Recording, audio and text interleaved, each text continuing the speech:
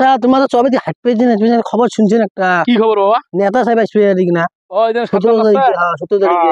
কি হল কো? তোমার তো কবিতা আছে না, একটা ভাষণ দিবে কেন?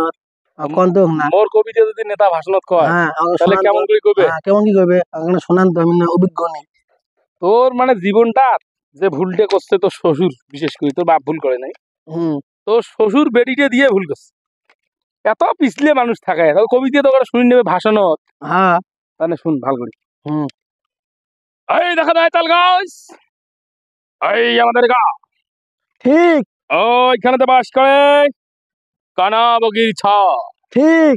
আমি বগিকে জিজ্ঞাসা করলাম, বগি এই তুই খাস কি? বগি দীপ্ত কণ্ঠে বললো, না ঠিক আমি খাই না, পুঁটি মাছ পাই না, তবে ঠিক একটা যদি পাই অমনি ধরে কাপোস কুপোস খাই। ঠিক। কলজা ঠান্ডা হয়েছে তোর বাবা।